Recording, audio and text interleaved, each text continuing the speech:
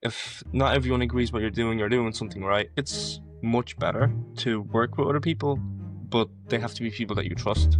If you want to do something properly, do it yourself. My first day in there, I couldn't believe how friendly everyone was, how incredible it was. Regeneron is one of the few companies that really kind of works together. No one tries to kind of go behind another person's back to get their own. Before you start your internship, LinkedIn is your superpower. So why do you think that it's important to kind of just show your personality even on a site like LinkedIn that's often very professional?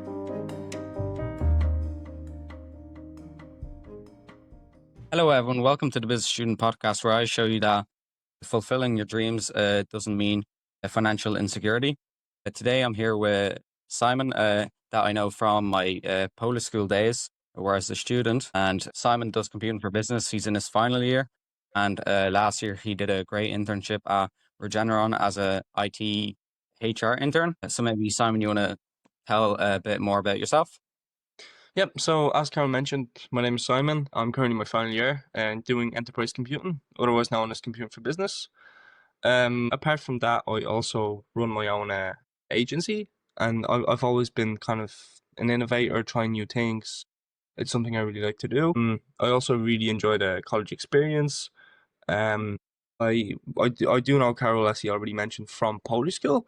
It's a it's somewhere I used to go for years beforehand as a student, and that's how we met. I remember I used to always go to Karol when he was running the shop in Polish school, and it was a very good experience to get to know him that way from then, and to getting a job in Polish school as a member of staff, and getting to work with Karol from there as well. Yeah, it's a funny story how we first met, because I remember I think it was my first year of running the shop, and at the time I thought like things were getting stolen. hmm Eventually, I found out that they were, and then I thought that you and Alex, one of your friends, I thought you were stealing from the shop, and that was like my first impression of you. But it was very funny because clearly it wasn't you; it was just some kids from the building, like the Irish school we were renting out the building from. So now there's like 5 locks on the room that like we hold the stock in. Yeah, like it's absolutely crazy that we have to replace all the locks, then add in like 5 locks into the wardrobe we found on adverts to just hold the stock. So you mentioned that you have an agency. I remember when you first told me that you have a full-on marketing agency and you found so many clients. I was like really impressed with that, because I always felt that with the shop, it was like a guaranteed kind of business that like people would come.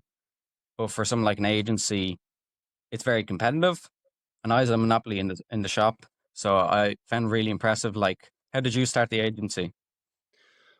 I always look for a niche, something that maybe businesses or individual customers and people need. I always kind of got myself into as many new things as possible. I want to learn as much as I can while I'm in college and while I'm figuring out what I actually want to do. And just kind of looking for what people need. So in that case, I was seeing that a lot of businesses don't have an online presence. I called many businesses, get surveyed them, interviewed them, and kind of got into it that way. Uh, and yeah, and I've been doing it ever since. But before then, I also, as you know, I had a perfume business, which I actually even done in Polish school, which is quite frankly funny. That I did with my brother as well. We did our own website and application and kind of started selling perfumes to kind of people our age. We found a niche, and we seen that like people our age really started using like perfumes and colognes and stuff like that. So we decided to get into that as well. Yeah, but right now I'm kind of exploring everything I can, looking for innovative ways of kind of creating something that can last a very long time and I can learn things from. And like you started all at a very young age. Myself, I always feel quite a lot of imposter syndrome when I walk into rooms and everyone's older than me, and especially that I look a lot younger than I actually am. I look about 17, but I am 20. Well, you of course look your age, but were there any moments where people doubted you because of your age, because of your background, or something else? There's always going to be people that don't agree with what you're doing. If not everyone agrees what you're doing something right. It's not, I wouldn't say necessarily doubting me to the point, where they are throwing hatred at me, but yes, there's definitely people that, don't agree with some of the decision you make, but they're not you and they don't see your vision. So I think as long as you think that you're doing something right and you can do something good for the people around you, you should definitely go for it and continue to do what you're doing, regardless of what other people think. Yeah, like I completely relate to that. Like, for example, for me, for poetry, I like couldn't imagine not doing poetry, and I see the purpose that like helps people like know certain things in the world. So when you have that purpose, like you understand, okay, you'll get hate for the way you look, for the way you speak, or whatever else that people choose to just make fun of you or like doubt you. But at the end of the day, it's about the purpose.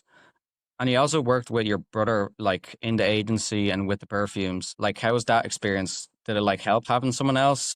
Because a lot of entrepreneurs will do start out on their own, and that might be a bit hard. But then on the other side, you're working with family. I think it's much better to work with other people, but they have to be people that you trust and that you can kind of communicate with the whole time. For example, if you think of the biggest companies, there was also more than one person involved. For me, it's important to have that sort of partnership, but also starting out on your own, depending on what you're doing, is also very good. Like my dad always tells me, if you want to do something properly, do it yourself. Yeah, and that's kind of like a lot of the Polish mentality.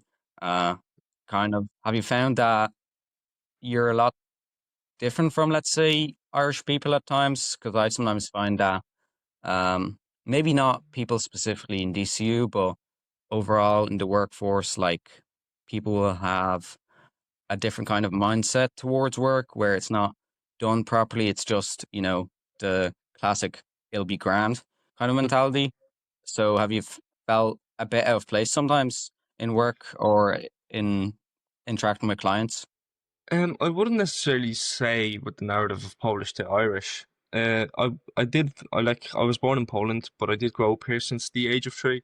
But I would say like generally, I think the mindset can be like a lot different to most individuals. It all depends where you come from as well, how you're raised, you know. But yeah, definitely some of the values and principles that we have as Polish people are different to the ones that, people that are born and raised in Ireland have. Yeah, but I think it's more so about the culture and what we sort of believe in and stuff, you know? With regards to the Polish culture, I kind of, I do consider myself a patriot.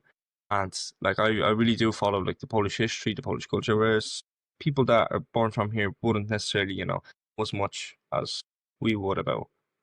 And how do you think that experience of first being a student, then a teacher, how do you think that has shaped you?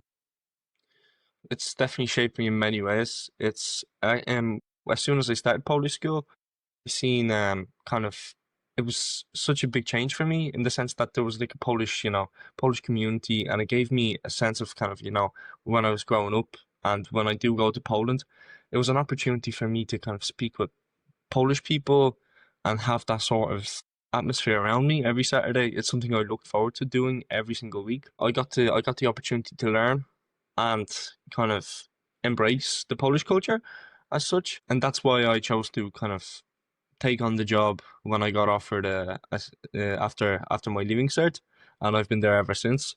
It's something I really enjoy doing, kind of seeing the kids as well. They're like all happy, and them they actually they've known me since I was a student, so we kind of have a very good relationship. So that is something I really enjoy doing as well. Yeah, I think like our Polish school, especially because we don't have to be qualified like some of the other schools where it's kind of like government owned, a government Yeah, owned school where they have to actually be teachers. I think we have that way that like we convert, let's say, a lot of students into teachers because you kind of feel connected with your teachers and you kind of become friends with them because a lot of them would be like a few years older than you.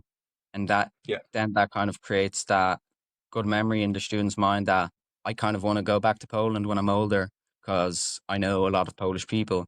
And if you don't connect with that kind of culture in that kind of informal way, other than like being at home and speaking Polish, you'll have a different kind of perception of Polish culture.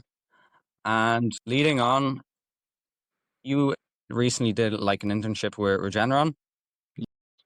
And compared to your entrepreneurial ventures, how is that compared to being in employment? And is there any aspects you prefer in employment and then some you don't like, for example? Yeah, firstly, I'd like to say definitely there's many things in employment that are very invaluable experiences and something that I would definitely recommend partaking in. So in Regeneron, I specialize more so in HRIT, project management, and analytics. So I remember my first day in there, I couldn't believe how friendly everyone was, how incredible it was. I learned so much while I was in there, communicating with people, building relationships that are gonna last years. The things I learned there, I can wholeheartedly say I learned more during the internship than I did in college over the 3 years. Um, I'm a more so kind of visual and practical learner, and it was something very, very good for me and a very valuable experience to make an impact on such a large company, even in a small scale. I learned many things that I now carry on in college, building analytics dashboards, programming, many like access to many different platforms. I learned a lot like presentation skills, communication skills, and it's a lot different from the entrepreneurial side because you're working as a team and it's something that you should really like kind of it's a very valuable skill you should I recommend to learn. It's a lot different, but I think I would say just as valuable. I think a mix of both is very good. It's a different way of networking and kind of building your character as a person. Yeah, and since you weren't the only intern, um, did it feel kind of like a competition at times? Because I know that you had an article published about your experience as an intern. You Mhm. were like one of the 8 selected out of like hundreds of interns worldwide Yeah. to speak about your experience. Did you ever feel like in competition with other people? And surprisingly, I would have to say no, but that was due to the kind of Regeneron's culture. I was the only intern in Dublin in my position. There was 7 other interns kind of more so on the biotechnology side. But I would say no due to the culture. Regeneron is one of the few companies that really kind of works together. No one tries to kind of go behind another person's back to get their own and stuff like that. It's that's something I really loved about the company. The company's motto was doing well by doing good, and we all work together constantly and kind of try to push each other forward more than going against each other. But I do understand the question, and I would say in many companies, many other big tech companies, there is that sense of competitiveness and trying to be better than your coworker, even if you're friends. And would you have any tips for any incoming interns? I'll be starting my internship next semester in Hmm. EY as a audit intern, and I'm worried that like maybe I'll be thinking that I don't have any experience and I don't belong here, Hmm. or that people are scared of making mistakes, or any tips on like networking? Because a lot of the people you'll be interning with, they could be your business partners in 5, 10 years just from that internship. I would definitely say, before you start your internship, LinkedIn is your superpower. I would definitely reach out to people within the company, ask them for any advice, get your foot in the door, get your name known in the company before you even start. Find out who your coworkers are going to be, what you're going to be doing, and do a lot of research on the company. Just try to be as knowledgeable as possible before you start. And during your first days and weeks, I would definitely say more so focus on the people and getting to know them than your work. If you Mhm. get to know the people and you start networking well, you start feeling like you're where you should be, the work is going to come a lot easier and faster than you may think. And you have to focus on the people you work with because I know when I worked in exam craft over many summers, uh, and I was doing odd jobs, let's say a lot of the things would not be enjoyable per se for some people, like cold calling. I'd do like 100, 200 cold calls a day to schools. Yeah. And for a lot of people, it wouldn't be enjoyable. And then I told my coworkers that, oh, I do really enjoy it. And I think I really enjoyed it because there'd be just a really funny call where, for example, I called one school and I was trying to get contact information of like a principal, vice principal, and a mock exam secretary. And I asked, is this and this person still a principal? And the secretary she starts crying and she said, "No, he's no longer here." And then I thought, "Oh, did he die recently?" Uh, and then she said, "No, he's just retiring today." And that was just a really funny moment because I got to share that with my coworkers. And, if some people don't get that humor, the funniness in it, it'd be quite uh, draining to just work with those people. So a lot of people should just stop focusing on, oh, I want to make this and this much. I want to do this and this task. You just want to see, do I fit with these people? Are they going to help me grow? Would they be my friends kind of outside of work? So that's kind of important in any line of work. Yeah, I would definitely say that. I would definitely say that every person is an opportunity to grow as well. You get to meet people, you get to kind of learn from each other, and kind of foster and grow the relationships, especially in work. And let me ask you a question about cold calling that you mentioned. How did you find that, and what did you learn from it as well? Because it's quite an interesting thing I didn't know that you did. I think what was really fun about it is that I'd have a script that like, oh, hi, my name is Carl from Exam Craft Group. I'm calling about this and this, where you could just tweak everything, a single thing, and make like a game. Okay, are they gonna like respond more to me? And then I could measure that and just kind of turn that into a game. That was really fun about it. And then, or I'd like try and test myself. Oh, I want to do this many in this time. Can I do it? And then that kind of turns on that mindset of like, oh yeah, I want to win with myself. So that like taught me a lot about speaking because at the time in TY in fifth year, I was really shy. I barely had any friends, and I was very bad at public speaking. I'm still not the best at it, but I'm learning through this podcast. And that kind of gave me the confidence to just go up and talk to people, just like saying the same thing over and over again, practicing it, working on like the way I sound. That was really crucial for me to be able to have good friends now. I want to actually congratulate you because when I seen that you took over the business podcast, quite frankly, I didn't know you on a personal level. I couldn't really believe it. I was because when we were in Polish school together, you were more so an introvert, I would say, if I'm correct. Yeah, and to see us doing the podcast together now just shows how far you've come. Like you've beat through your sort of something that you may have not been the best at to now doing a podcast. Um, is really something incredible, and you should be proud of yourself. It's something remarkable, honestly. Not many people would do it.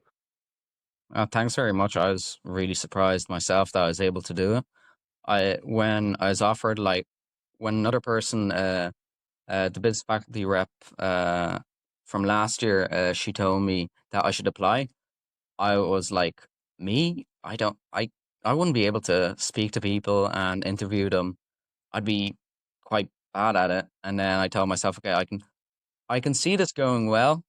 It was kind of like the same thing when I accepted the job from the Warsaw Institute of Banking and I was able to go to Japan. It was kind of that thinking that like, oh, this will lead to good opportunities later on, and I should push myself out of my comfort zone, and I can make it work time wise if I just tell myself I have to do this in this much time, no matter what.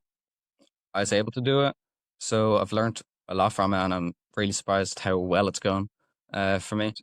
Um, Leading on, I think what I find interesting about you is the way you post on LinkedIn. There's a lot of posts, and your personality really shines through. For example, there was one post where you said that you ran a marathon on a random Tuesday, and I could really relate to that because I did something similar, but I did it on the rowing machine at the gym, and I was like really inspired by that. That like, oh, someone is kind of like me. That like, oh, they'll do just these random challenges that seem crazy to other people. So why do you think that it's important to kind of just show your personality even on a site like LinkedIn, who that's often very professional? Yeah, I think showing your personality is something very important. We have to kind of everyone's different, and we should show who we are. Regards to the post I made on the marathon, it's quite funny. I was in a lecture on a Monday afternoon, and I was sat there. I was thinking to myself, like, what do I want to achieve in the next week, month, year? What have I always wanted to do? And one of those things has always been running the marathon. I've been quite an active person, I would say, my whole life, but I've never ran some like a distance like that, or even quite frankly close to something like that. And I just always wanted to do it. I felt motivated, quite, excited about the fact that I could achieve something like it. So without any training, nothing, I left the lecture early, got in my car, came home, threw my bag, put running shoes on, and honestly went for it. The first half wasn't too bad, but when my headphones died halfway through, that's when it started being, I would say, it got real at that point, and it started being a lot difficult. But I got through it, and it was a very good experience. It was quite fun, I would say, as well, and it's something Yeah. I will definitely try to do again. Yeah. The like similarly, my headphones died as well with the marathon I did on the rowing machine. But the way I kind of got through was like people walked past me, looked at the screen, and I knew, okay, I can't give up now because if I give up now, they'll know that I left early. What kind of got you through that part of the marathon? Do you think like probably it's hard to recall exactly? Yeah, I would, like with everything else, I try to achieve what I set myself to do to the best of my ability, even if it takes me longer than it should. I set myself out to do the marathon, and if I stopped at 3 kilometers, it wouldn't really be the best feeling. It'd be very bittersweet, I would say. So I kind of pushed through, and yeah, got it done. And do you think exercise like really helps you because you are very active outside of Mhm. sport itself? Like you've got a lot of stuff going on. Do you think that taking that time to do exercise helps you to reduce the amount of time you take on the other stuff? I think they go hand in hand. I think daily exercise is, for me anyway, essential to get my work done to the best of my ability. It's it kind of gives me a clear mind. I do it first thing in the morning, I would say, or during the day. Like for example, I try to go to the DCU gym even as much as I can. It gives me kind of um how do I phrase it? I would say it gives me this it gives me a clear mind, and it gets me healthier and kind of more focused on the work I will do after. So I definitely don't think it kind of takes away from the time that I have to work. I think they kind of come in sync with each other, and it's very important to do both. Hmm. And especially during like busy times, I'm guessing there are probably very busy times during uh, in your agency, and it felt like, oh, everything's piling on. I can't go to the gym. It's better if I spend it 2 hours. Were there any times like that where you were thinking I should sacrifice my sleep or exercise just to get in those 3 extra hours? Yes, sleep definitely. Um, Gym also. Yes, there is definitely times where kind of, there's things they have to prioritize, whether it's something that happens, in your personal life, or whether it's work, school, studies, exams. Definitely. You just have to prioritize and kind of try to fit everything in, but sometimes you do have to kind of give away one or two things, an hour or two of sleep maybe to get everything done. Yeah, and you think that I find sometimes that people think, oh, if I don't get my 8 hours, then the next day I'm not going to function properly. And then that kind of becomes a self-fulfilling prophecy that you think you're very fragile. But in reality, like evolution has made you quite strong. If you get 6 hours of sleep one night and it doesn't become a pattern, it's not going to impact you in the grand scheme of things. Do you find that people are sometimes striving for perfection too much with those kind of routines? I would say it depends on the person, but yes, definitely. I think it's more so in your head than it actually impacts you more in your own mind than it would if you didn't think about it as much. I think if for myself, I try to sleep 6 hours a day, six and a half, seven, maybe sometimes, and that's enough for me. I sleep until I wake up, or so. I don't really have an alarm, but I think routine is very, very important. Going to sleep at the same time every day kind of is much healthier for you, and it kind of doesn't mix up with your day. It doesn't have an effect on the way you think, and it's very beneficial to kind of have that routine set and kind of follow while you kind of try to fit it in exactly where you should, and to get as much done throughout the day as you can. You know, I completely agree with that. For example, when I have a routine where I don't use my phone first thing in the morning, when I got an alarm clock from IKEA and meant I could turn off my phone because I wouldn't have to use the alarm on the phone. That helped a lot with like my binging in the morning, because I'd have a clear mind. So that kind of routine of like I start the day off well by not scrolling on my phone, and then I Hmm. don't binge, and then I go to the gym. That kind of sets me up for success. Do you ever criticize yourself for one failure sometimes? Because I know I do sometimes, and I have to remind myself, oh no, it's just one mistake. I can bounce back from it. Yeah, I would say again, it depends on the person, but I am very self-critical to myself. I would say kind of if I don't do something right, I don't kind of I don't punish myself for it as much, but I do take notes on everything I do right and wrong. That will be including this podcast. I will watch this back and sort of kind of take notes on what I said right, what I could say different, what ways I could have said it in, and try to improve myself constantly in as many ways as possible, which does include the innovate, like when I innovate new things like in the entrepreneurial world, when I do work for, let's say, other companies in the future, or with whatever I do in college. I always try to kind of take away the good and the bad and kind of do better every time. Yeah, I think it's about reducing the amount of time where you're wallowing in pain that like, oh, I did something wrong, and just like reducing the time between the mistake and the time you change. I'm really struggling with that at the moment where I did a I made a mistake and it cost me a lot of my friendships, and I'm working on it now. But I think before the thing that led me to that mistake, I should have reflected on it more and just like gotten out of the change. But then there's that part of me that like knows that if I tell myself that I'll change prematurely, then it's gonna lead to some very regretful things. The thing that made me, I told myself I moved on from someone, and I hadn't by telling myself that. And then at the meeting for the Polish school at the start of the year that we have every year, Hmm. um, that night I got absolutely wasted, and I was just crying to my friends that like, oh, why can't I move on? Luckily, that kind of got her all out of my system. Just the thoughts. Like the next morning, I was slightly hungover. I went on a walk in the forest and then wrote a few poems. And then I haven't thought about her since.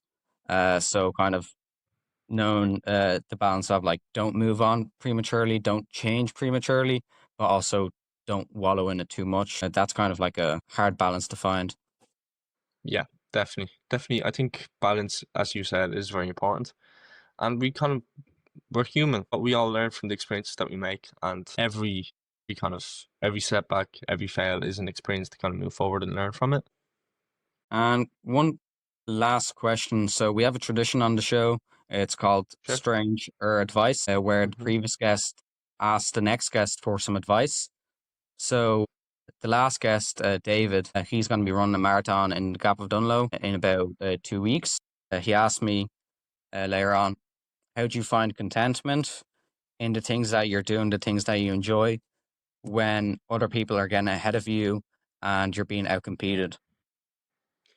I always say that I compete with myself, not with other people, and that's something very important to me as well. I try to do better than I did the previous week. For example, with the gym, try to go heavy every time. Same with like work. I try to learn more and more, get better and better. Communication, even my own businesses, I try to do kind of better with myself, and I don't as such compete with other people. I try to work with them, not against them, if that makes sense. Yeah, that's very good advice. I have to kind of take on board and stop comparing myself to others, especially in rowing. Sometimes I'll get in my head that a lot of people are doing better than me, but then I have to take out the variables that like I'm 5'5", they're 6'2", they're 20 kilos heavier than me. Of course, they're going to be stronger and faster. So I have to remind myself that. And Simon, thanks for everything. It was great talking to you. Like I've always really admired your work ethic, how you conduct yourself with other people, and it was a great kind of experience to be able to finally talk to you in this way. Because sometimes in the Polish school, we'll be talked for 10, 15 minutes, but that's kind of not enough of a conversation sometimes because you're such an interesting person. Thank you, and once again, thank you for inviting me on the podcast. It was a pleasure, and I would like to say congratulations on everything you've done so far, and I wish you the best of luck in the future, and I hope it goes really well for you as well. Thanks very much. And everyone, I'll see you in about 2 weeks where I'll be talking with another poet. So that'll be a great conversation.